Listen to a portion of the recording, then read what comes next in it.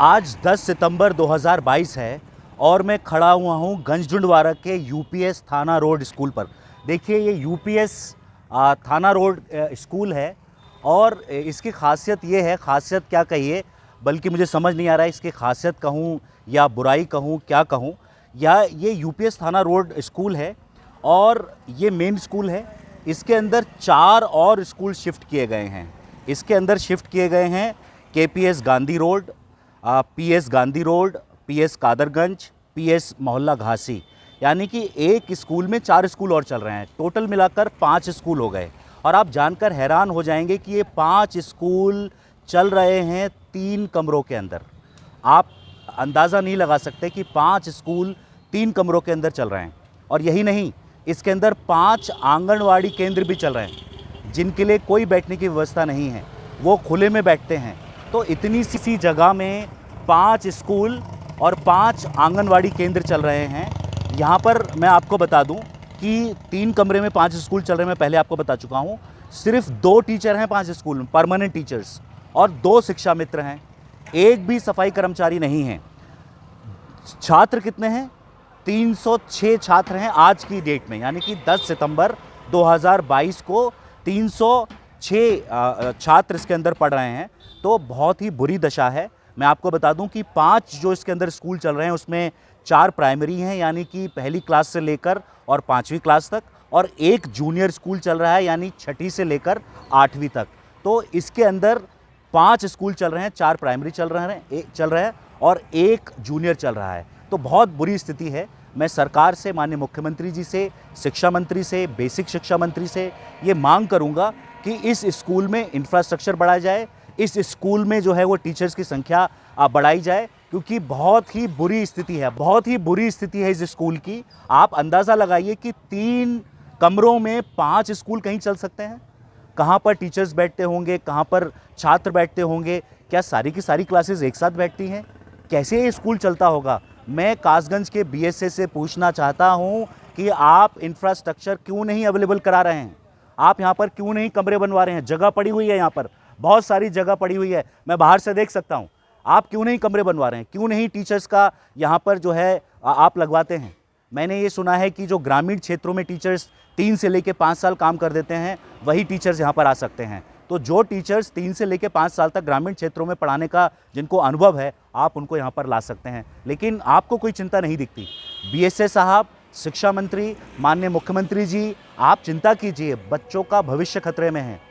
बच्चे देश के निर्माता होते हैं, देश का भविष्य होते हैं। इस भविष्य को बर्बाद मत होने दीजिए।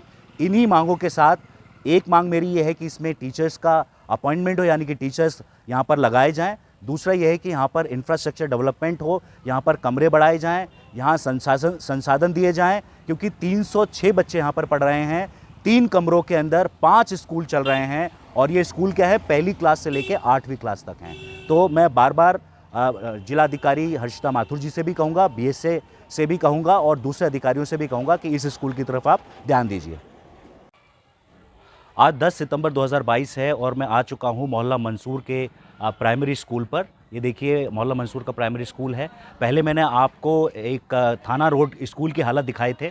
अब मैं यहाँ पर आपको इस स्कूल की हालत दिखा दूँ कि ये मोहल्ला मंसूर का मेन स्कूल है और इस स्कूल में 3 स्कूल और शिफ्ट किए गए हैं, यानी कि यहाँ 4 स्कूल चल रहे हैं। ये जो स्कूल शिफ्ट किए गए हैं, मोहल्ला मंसूर मेन स्कूल है, उसके बाद पीएस एटा रोड गंजडुंडवारा, केबीपी एटा रोड गंजडुंडवारा, पीएस बरी थोक, ये 3 स्कूल और इसमें शिफ्ट कर दिए गए हैं, यानी कि 4 स्कूल यहाँ चल रहे हैं। और आप जानकर हैरान रह जाएंगे कि 4 कमरों के अंदर 4 स्कूल चल रहे हैं और करीब यहाँ पर 199 स्टूडेंट्स हैं। और यही नहीं, इसके अंदर 4 आंगनवाड़ी के केंद्र चल रहे हैं जिनकी बैठने की कोई व्यवस्था नहीं है। यानी 4 स्कूल 4 कमरों के अंदर कैसे चल रहे होंगे? ये प्राइमरी सेक्शन है, यानी कि कक्षा 1 से लेकर और कक्षा 5 तक के यहाँ छात्र पढ़ते हैं। टोटल स्टूडेंट मैंने आपको बताए हैं 199 स्टूडेंट हैं। तो किस तरह से टीचर्स पढ़ाते होंगे? टीचर्स की गलती नहीं है, यहाँ पर इंफ्रास्ट्रक्चर सरकार की तरफ से नहीं दिया जा रहा है। यहाँ पर रूम्स बढ़ाए जाने चाहिए, टीचर्स के अपॉइंटमेंट होने चाहिए। 4 स्कूल में 2 परमानेंट टीचर्स हैं और 2 शिक्षा मित्र हैं। किस तरह से पढ़ाते होंगे, किस तरह से मैनेज करते होंगे? बहुत बुरी दशा है। मैं शिक्षा मंत्री से, मैं मुख्यमंत्री माननीय योगी आदित्यनाथ जी से, मैं कासगंज के बीएसए से, डिस्ट्रिक्ट मजिस्ट्रेट हर्षिता माथुर जी से आग्रह करूंगा कि आप इन स्कूल में इंफ्रास्ट्रक्चर बढ़ाइए, कमरे बनवाइए, आप इनमें टीचर्स के अपॉइंटमेंट कराइए। ये सब नहीं हो रहा है, बच्चों का भविष्य जो है वो खतरे में पड़ा हुआ है। आप भविष्य बच्चों का सुधारिए। बच्चा देश का भविष्य होता है। ये स्टूडेंट्स किस तरह से पढ़ रहे हैं मुझे समझ नहीं आ रहा। मैं इसमें टीचर्स की कोई गलती नहीं मानता हूँ, शिक्षकों की कोई गलती नहीं है। गलती अगर है तो पूरी की पूरी सरकार की है, गलती है तो अधिकारियों की है। क्यों ध्यान नहीं दे रहे हैं यहाँ पर? इतना पैसा है सरकार के पास, लेकिन शिक्षा के लिए पैसा क्यों नहीं निकलता है? 4 स्कूल 4 कमरों में, और वो भी 4 आंगनवाड़ी केंद्र, इतना सारा कुछ यहाँ पर चल रहा है, लेकिन यहाँ कमरे नहीं हैं, इंफ्रास्ट्रक्चर नहीं है, यहाँ पर टीचर्स नहीं हैं। बार बार सरकार से मैं गुजारिश करूंगा, मैंने थाना रोड के भी आपको हालत दिखाए थे, यहाँ के भी मैं आपको हालत दिखा रहा हूँ। वहाँ पर भी टीचर्स कम हैं, यहाँ पर भी टीचर्स कम हैं, वहाँ पर भी कमरे कम हैं, यहाँ पर भी कमरे कम हैं। और मैं समझता हूँ कि पूरे कासगंज में जो इस तरह के स्कूल चल रहे हैं, सरकारी क्षेत्र के स्कूल चल रहे हैं, बेसिक शिक्षा के जो विभाग के स्कूल चल रहे हैं, उनके हालात कमोवेश इसी तरह के हैं। मैं उत्तर प्रदेश सरकार से आग्रह करूँगा कि इन स्कूलों की दशा सुधारिए, क्योंकि इन स्कूलों की दशा नहीं सुधारेंगे तो गरीबों के बच्चे नहीं पढ़ पाएंगे। गरीबों के बच्चे अगर पढ़ पाते हैं तो इन्हीं स्कूल में पढ़ पाते हैं। हम सब लोग इन्हीं स्कूलों में पढ़कर आगे बढ़े हैं। अगर गरीबी को दूर करना है तो आपको शिक्षा देनी होगी। सबसे बड़ी मदद होती है किसी को शिक्षा देना, लेकिन क्या इन स्कूलों में हम शिक्षा पा पाएंगे जहाँ पर 4 स्कूल 4 कमरों में चल रहे हैं, 2 परमानेंट टीचर्स हैं, 2 शिक्षा मित्र हैं, 1 क्लास से लेके 5वीं क्लास तक यहाँ शिक्षा दी जाती है। छात्र कहाँ बैठते होंगे, किस तरह से बैठते होंगे? मुझे बहुत अफसोस हो रहा है ये बताते हुए कि बहुत बुरी दशा है हमारे बेसिक शिक्षा विभाग के स्कूलों की। इस दशा को सरकार को सुधारना चाहिए।